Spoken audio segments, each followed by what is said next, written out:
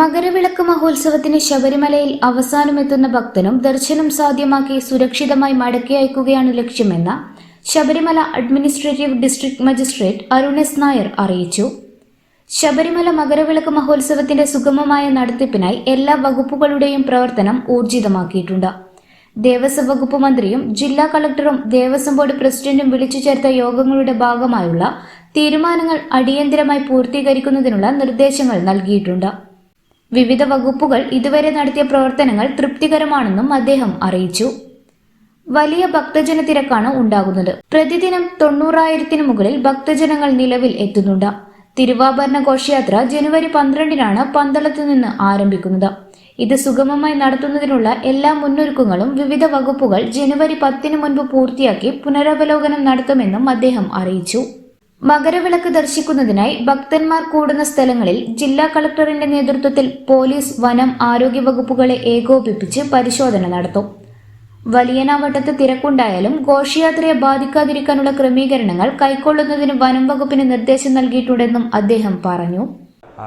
വളരെ വലിയ ഭക്തജന തിരക്കാണ് സന്നിധാനത്ത് കഴിഞ്ഞ 4 ദിവസങ്ങളിലായി നട തുറന്ന മുതൽ നമ്മൾ ദൃശ്യമാകുന്നത്. പക്ഷേ വിവിധ വകുപ്പുകളുടെ ഏകോപനത്തോടു കൂടി ദേവസ്വം ബോർഡിൻ്റെയും പോലീസിൻ്റെയും അടക്കം പ്രത്യേക സഹായത്തോടു കൂടി ഭക്തജനങ്ങൾക്ക് എല്ലാവർക്കും തന്നെ പ്രത്യേകിച്ച് ആക്ഷേപങ്ങളൊന്നുമില്ലാതെ കഴിയുന്നത്ര വേഗത്തിൽ ദർശനം സുഗമമായി സാധ്യമാക്കുവാനുള്ള എല്ലാ ശ്രമങ്ങളും എല്ലാ വകുപ്പുകളുടെയും ഭാഗത്തു നിന്ന് കൃത്യമായി നിർവഹിക്കപ്പെടുന്നുണ്ട്.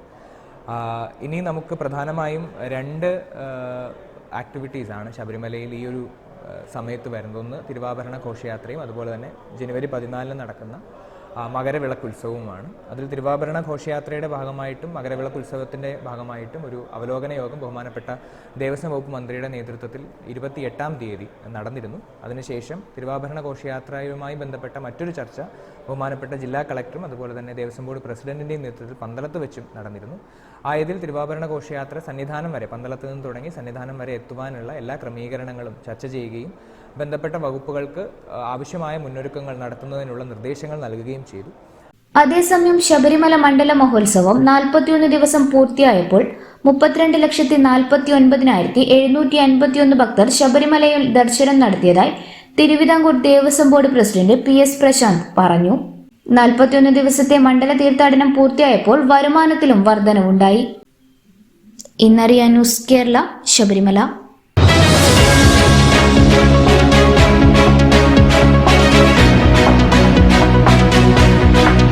വിവാഹ പർച്ചേസുകൾക്ക് കുറഞ്ഞ പണിക്കൂലിയിൽ സ്വർണം മുൻകൂട്ടി ബുക്ക് ചെയ്യാൻ അഡ്വാൻസ് ബുക്കിംഗ് സ്കീം. പണിക്കൂലിയിൽ 50% വരെ ഡിസ്കൗണ്ട് നേടാൻ മൈ ഗോൾഡ് സേവിംഗ് സ്കീം. പണിക്കൂലി ഒന്നുമില്ലാതെ സ്വർണ്ണാഭരണം സ്വന്തമാക്കാൻ ഗോൾഡൻ ബഡ് സ്കീം.